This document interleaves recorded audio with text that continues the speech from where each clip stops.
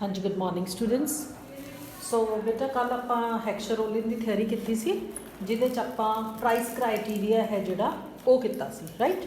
ਤਾਂ second part ਹੈ ਉਹਦਾ ਫਿਜ਼ੀਕਲ ਕ੍ਰਾਈਟੇਰੀਆ ਆਫ ਫੈਕਟਰ ਅਬੰਡੈਂਸ, ਕਿ ਜਿਹੜਾ ਫੈਕਟਰ ਆਫ ਪ੍ਰੋਡਕਸ਼ਨ ਹੈ ਸਾਡੇ ਕੋਲ ਉਹ ਕੀ ਸਕੈਰਸਿਟੀ ਚ ਅਵੇਲੇਬਲ ਹੈ ਜਾਂ ਉਹ ਅਬੰਡੈਂਟ ਹੈ, ਠੀਕ ਹੈ। So physical criteria of factor abundance ਔਰ ਸਕੈਰਸਿਟੀ ਦਾ ਮਤਲਬ ਹੈ एक कंट्री जिहदी कैपिटल रेशो ग्रेटर है दैन लेबर, मतलब उहदे कोल कैपिटल ज़्यादा है लेबर दे कंपैरिजन दे विच, it will be called capital intensive country. Likewise दूजी कंट्री दे विच लेबर रेशो ग्रेटर है दैन द कैपिटल, तो असीं उहनूं लेबर इंटेंसिव कंट्री कहांगे। इन अदर वर्ड्स बेसिस की है फिजिकल क्वांटिटी, राइट। इहदे च असीं फिजिकल क्वांटिटी देखनी, उन्हां दा प्राइस है जिहड़ा ओह नहीं देखना। डायग्रामैटिक इलस्ट्रेशन अकॉर्डिंग टू हैक्सरोलिन, जो मेरे को दो कंट्रीज़ ने लाइक जर्मनी इंडिया तो वह कैपिटल इंटेंसिव या लेबर इंटेंसिव ने, वो किस चीज़ पर डिपेंड करेंगे जे वो इस कंडीशन नू पूरी करेंगे। Like quantity of capital in Germany to quantity of labour in Germany, यह रेशो अगर ग्रेटर दैन होवे than quantity of capital in India to quantity of labour in India तो असी कहांगे कि जर्मनी है जोड़ा वह कैपिटल इंटेंसिव गुड्स बनावे तो इंडिया है जोड़ा वह लेबर इंटेंसिव गुड्स बनावे। बेटा GG1 है जिहड़ी यह Germany the production possibility curve है। प्रोडक्शन पॉसिबिलिटी कर्व मतलब जर्मनी कितनी प्रोडक्शन कर सकता है, ठीक है। तो जिहड़ी ये GG1 प्रोडक्शन पॉसिबिलिटी कर्व है की शो कर रही है कि जर्मनी मोर वॉचिस बनाता है तो लैस ऑफ शर्ट्स बनाता है। इंडिया की कर्व जो असीं बनानी है, this II1 is India's curve. India दियां वॉचिस जर्मनी तो घट दिखानियां ने तो शर्ट्स इंडिया दियां जर्मनी तो ज़्यादा दिखानियां ने, ठीक है। So labour intensive production that is shirt इत्थे शो कीतियां ने OX एक्सिस ते वॉचिस OY एक्सिस ते शो कीतियां ने। जे असीं कहिए कि दोनों ही कंट्रीज़ दोनों ही गुड्स सेम रेशो च बनांदियां ने then they will produce along the OR रे।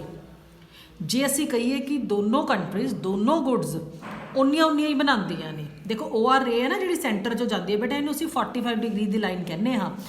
इस लाइन के उत्ते मैनू जिहड़ा भी पॉइंट मिलूगा वो पॉइंट की शो करूगा same production of both the goods, right. मान लो मैं जे इस पॉइंट के उत्ते हाँ तो मैं जिन्नियां वॉचिस बना रही हूँ उन्नियां ही शर्ट्स बना रही हाँ। जे असी ये मान के चलीए ध्यान नाल देखना है, both the countries produce both the goods in the same ratio then they will produce on the OR ray, ठीक है। हुण असी जिहड़ी है अदर गल करनी है जो जिहदे च असीं दसांगे किहड़ी कंट्री किहड़ी चीज़ बनावे। Germany will produce at point E of its production possibility curve GG दी कर्व दे उत्ते जिथे OR कर्व नूं मैट करदी है इस E पॉइंट दे उत्ते जर्मनी प्रोड्यूस करूगा तो इंडिया प्रोड्यूस करूगा at the point F, right. It is evident from this point this figure that at point E जिहड़ी स्लोप है जर्मनी की प्रोडक्शन पॉसिबिलिटी कर्व की वो स्टीपर है and at point F while the slope of production possibility curve of India is flatter. Steep का मतलब है towards watches, F flatter का मतलब towards shirts. So it is clear from the fact that uh PP1 है जिहड़ी बच्चे ये price line है जर्मनी की, P2 कर्व है जिहड़ी वो इंडिया की है। It proves that watches Germany दे विच चीपर ने, ठीक है, तो जिहड़ियां शर्ट्स ने वो इंडिया दे विच चीपर ने। So Germany should produce more of capital goods that is watches. It है मैं how noted that the above analysis ये नहीं दसदा कि जर्मनी एक्सपोर्ट करूगा वॉचिस तो इंडिया शर्ट्स। ये क्वेश्चन किहदे उत्ते डिपेंड करूगा उन्हां गुड्स की डिमांड दे उत्ते। सिर्फ असी प्रोडक्शन वास्ते पॉसिबिलिटी दसते हैं कि प्रोडक्शन है जी वो कि करनी चाहिए है, जर्मनी नूं वॉचिस की करनी चाहिए है तो इंडिया नूं शर्ट्स की करनी चाहिए है। जे डोमैसटिक डिमांड जर्मनी दी for watches less than and supply तो यह वॉचिस एक्सपोर्ट करूगा, अदरवाइज नहीं करूगा। लाइकवाइज इंडिया भी शर्ट्स उदों एक्सपोर्ट करूगा जो उसकी डिमांड फॉर शर्ट है जी वो लैस दैन उसकी सप्लाई की है, ठीक है। सो इस एनालिसिस तो सानू की पता लगता है कि जर्मनी है कि जर्मनी वॉचिस एक्सपोर्ट करूगा तो इंडिया ਸ਼ਰਟਸ ਐਕਸਪੋਰਟ ਕਰੂਗਾ? ਨਹੀਂ, ਇਹ ਡਿਪੈਂਡ ਕਰੂਗਾ ਉਹਨਾਂ ਦੀ ਡਿਮਾਂਡ ਦੇ ਉੱਤੇ। ਸੋ ਇਹ ਦੋ ਪੋਸੀਬਿਲਿਟੀਜ਼ ਇੱਥੇ ਸਾਡੇ ਕੋਲ ਆਉਂਦੀਆਂ ਨੇ। ਜੇ ਕੰਜ਼ੰਪਸ਼ਨ ਤੇ ਪ੍ਰੋਡਕਸ਼ਨ ਹੈ ਜਿਹੜੀ ਉਹ ਆਪੋਜ਼ਿਟ ਡਾਇਰੈਕਸ਼ਨ ਚੱਲਣ ਤਾਂ ਹੈਕਸਰ-ਓਲਿਨ ਦਾ ਜਿਹੜਾ ਇਹ ਕਨਸੈਪਟ ਹੈ ਕਿ ਜਰਮਨੀ ਵਾਚਿਸ ਐਕਸਪੋਰਟ ਕਰੂਗਾ ਤੇ ਇੰਡੀਆ ਸ਼ਰਟਸ ਕਰੂਗਾ, ਇਹ ਹੋਊਗਾ। ਠੀਕ ਹੈ।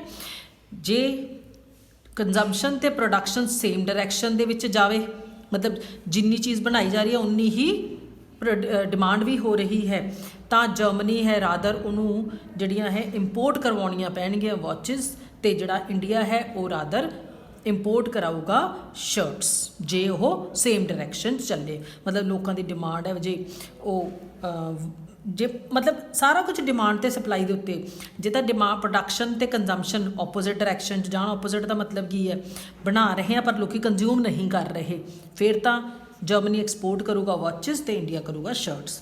ਪਰ ਜੇ ਜਰਮਨੀ ਜਿੰਨੀਆਂ ਵਾਚਿਸ ਬਣਾ ਰਿਹਾ ਹੈ, ਲੋਕ ਉਨੀਆਂ ਹੀ ਵਾਚਿਸ ਨੇ ਜਿਹੜੀਆਂ ਉਹ ਡਿਮਾਂਡ ਵੀ ਕਰ ਰਹੇ ਨੇ, ਤਾਂ ਇਹ ਸਿਚੁਏਸ਼ਨ ਆ ਜੂਗੀ ਕਿ ਜਰਮਨੀ ਨੂੰ ਬਾਹਰੋਂ ਵਾਚਿਸ ਮੰਗਵਾਉਣੀਆਂ ਪੈਣਗੀਆਂ ਤੇ ਇੰਡੀਆ ਨੂੰ ਬਾਹਰੋਂ ਸ਼ਰਟਸ ਮੰਗਵਾਉਣੀਆਂ ਪੈਣਗੀਆਂ। ਠੀਕ ਹੈ।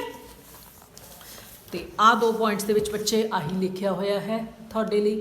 ਠੀਕ ਹੈ, let me just settle down. ਹਾਂਜੀ, ਆਹ ਜਿਹੜਾ ਹੈ ਲਿਖਿਆ ਹੋਇਆ ਹੈ, ਜੇ ਆਪੋਜ਼ਿਟ ਨੇ ਤਾਂ ਜਰਮਨੀ ਐਕਸਪੋਰਟ ਕਰੂਗਾ, ਜੇ ਸੇਮ ਡਾਇਰੈਕਸ਼ਨ ਚੱਲਦੇ ਨੇ ਤਾਂ ਉਹ ਇੰਪੋਰਟ ਕਰਨਗੇ। ਨੈਕਸਟ ਹੈ ਆਪਣੇ ਕੋਲੇ ਫੈਕਟਰ ਪ੍ਰਾਈਸ ਇਕੁਐਲਿਟੀ। ਸੋ ਮਾਡਰਨ ਥਿਊਰੀ ਕੀ ਕਹਿੰਦੀ ਹੈ ਕਿ ਇੰਟਰਨੈਸ਼ਨਲ ਟ੍ਰੇਡ ਕਦੋਂ ਹੋਊਗੀ? ਜਦੋਂ ਫੈਕਟਰ ਪ੍ਰਾਈਸਿਸ ਦੇ ਵਿੱਚ ਇਕੁਐਲਿਟੀ ਆਊਗੀ। ਸਪੋਜ਼ ਦੋ ਕੰਟਰੀਜ਼ ਇੰਡੀਆ ਤੇ ਜਰਮਨੀ ਦੇ ਵਿੱਚ ਕੀ ਹੈ? ਟ੍ਰੇਡ ਹੋ ਰਹੀ ਹੈ। ਠੀਕ ਹੈ। ਤਾਂ because of abundant supply of labour ਬਹੁਤ ਜ਼ਿਆਦਾ ਹੈ ਇੰਡੀਆ ਦੇ ਵਿੱਚ, ਇਸ ਕਰਕੇ ਇੰਡੀਆ 'ਚ ਵੇਜ ਰੇਟ ਘੱਟ ਹੋਊਗਾ, ਇਸ ਕਰਕੇ ਇੰਡੀਆ ਲੇਬਰ ਇੰਟੈਂਸਿਵ ਗੁੱਡਸ ਬਣਾਊਗਾ। ਜਰਮਨੀ ਦੇ ਵਿੱਚ ਸਪਲਾਈ ਆਫ ਕੈਪੀਟਲ ਜ਼ਿਆਦਾ ਹੈ, ਇਸ ਕਰਕੇ ਇੰਟਰਸਟ ਰੇਟ ਘੱਟ ਹੋਊਗਾ, ਜਰਮਨੀ ਕੈਪੀਟਲ ਇੰਟੈਂਸਿਵ ਬਣਾਊਗਾ। ਪਰ ਹੌਲੀ ਹੌਲੀ ਕੀ ਹੋਊਗਾ? ਚੀਜ਼ਾਂ ਖਤਮ ਵੀ ਤਾਂ ਹੁੰਦੀਆਂ ਨੇ ਨਾ। ਇਨ ਦਿਸ ਵੇ ਇੰਡੀਆ ਐਕਸਪੋਰਟ ਕਰੂਗਾ ਲੇਬਰ ਇੰਟੈਂਸਿਵ, ਜਰਮਨੀ ਕਰੂਗਾ ਕੈਪੀਟਲ ਇੰਟੈਂਸਿਵ। ਹੁਣ ਜਿਵੇਂ ਇੱਥੇ ਆ ਕੇ, ਹੁਣ ਇਹ ਤਾਂ ਸਾਰੀ ਚੀਜ਼ ਉਹੀ ਇੱਥੇ ਤੱਕ ਜੋ ਆਪਾਂ ਪੜ੍ਹ ਚੁੱਕੇ ਹਾਂ ਨੋਰਮਲੀ। ਹੁਣ ਹੈ ਬਦਲਾਵ ਦਾ ਸਮਾਂ। As India will export more and more of labour intensive, demand for labour ਵਧੂਗੀ, ਵੇਜਿਸ ਵਧਣਗੀਆਂ। Likewise India more and more of capital intensive goods ਨੇ ਜਿਹੜੀਆਂ ਉਹ ਕਰਵਾ ਰਿਹਾ ਹੈ। ਸੋ ਇੰਡੀਆ ਦੇ ਵਿੱਚ ਡਿਮਾਂਡ ਫॉर ਕੈਪੀਟਲ ਘੱਟ ਜੂਗੀ, ਹੈਂਸ ਪ੍ਰਾਈਸ ਆਫ ਕੈਪੀਟਲ ਘੱਟ ਜੂਗਾ। ਸਿਮਿਲਰਲੀ ਕੈਪੀਟਲ ਹੈ ਜਿਹੜੀ ਉਹ ਮਹਿੰਗੀ ਹੋ ਜੂਗੀ, ਲੇਬਰ ਸਸਤੀ ਹੋ ਜੂਗੀ ਇਨ ਦਾ ਜਰਮਨੀ। ਅਲਟੀਮੇਟ ਇੱਕ ਸਟੇਜ ਆਊਗੀ ਜਦੋਂ ਇੰਡੀਆ ਦੇ ਵਿੱਚ ਵੇਜਿਸ ਵੱਧ ਜਾਣਗੀਆਂ ਤੇ ਜਰਮਨੀ ਦੇ ਵਿੱਚ ਵੇਜਿਸ ਨੇ ਜਿਹੜੀਆਂ ਉਹ ਘੱਟ ਜਾਣਗੀਆਂ। It can be therefore that prices of the factors in India ਤੇ ਜਰਮਨੀ ਇਕੁਅਲ ਹੋ ਜਾਣਗੇ। ਜਿਹੜੀ ਚੀਜ਼ ਇੰਡੀਆ ਦੇ ਵਿੱਚ ਪਹਿਲਾਂ ਸਸਤੀ ਸੀ ਉਹ ਹੁਣ ਮਹਿੰਗੀ ਹੋ ਜੂਗੀ। ਕਿਉਂ? ਦੇਖੋ ਬੇਟਾ, ਜਦੋਂ ਕਿਸੇ ਚੀਜ਼ ਦੀ ਡਿਮਾਂਡ ਵਧਣੀ ਸ਼ੁਰੂ ਹੋ ਜਾਂਦੀ ਹੈ ਨਾ, ਉਸ ਟਾਈਮ ਦੇ ਉੱਤੇ ਉਸ ਚੀਜ਼ ਦੀ ਕੀਮਤ ਵਧਣੀ ਸ਼ੁਰੂ ਹੋ ਜਾਂਦੀ ਹੈ। ਲੇਬਰ ਸਸਤੀ ਸੀ, ਅਸੀਂ ਕਰੀ ਗਏ ਐਕਸਪੋਰਟ, ਫਿਰ ਜਿਵੇਂ ਅਸੀਂ ਮੋਰ ਐਂਡ ਮੋਰ ਕਰੀ ਗਏ, ਲੇਬਰ ਦੀ ਡਿਮਾਂਡ ਵਧਣੀ ਸ਼ੁਰੂ ਹੋ ਗਈ, ਇਸ ਕਰਕੇ ਵੇਜਿਸ ਵਧਣੀਆਂ ਸ਼ੁਰੂ ਹੋ ਗਈਆਂ। ਉੱਧਰ ਜਰਮਨੀ ਨੇ ਕੀ ਕੀਤਾ? ਕੈਪੀਟਲ ਜ਼ਿਆਦਾ ਤੋਂ ਜ਼ਿਆਦਾ ਦੇਣੀ ਸ਼ੁਰੂ ਕਰਤੀ, ਉਹਦੀ ਕੈਪੀਟਲ ਮਹਿੰਗੀ ਹੋ ਗਈ, ਉਹਦੀ ਜਿਹੜੀ ਲੇਬਰ ਹੈ ਉਹ ਉੱਤੇ ਸਸਤੀ ਹੋ ਗਈ। ਠੀਕ ਹੈ। ਤਾਂ ਹੁਣ ਕੀ ਹੋਇਆ? ਇੱਧਰ ਲੇਬਰ ਮਹਿੰਗੀ ਹੋ ਗਈ, ਉੱਧਰ ਲੇਬਰ ਸਸਤੀ ਹੋ ਗਈ, ਤਾਂ ਉਹ ਇਕੁਅਲ ਹੋ ਗਈਆਂ owing to the international trade. Next ਮੈਂ ਤੁਹਾਨੂੰ ਨੈਕਸਟ ਵੀਡੀਓ ਦੇ ਵਿੱਚ ਕਰਵਾਉਣੀ ਹੈ ਬੇਟਾ। Till then good bye.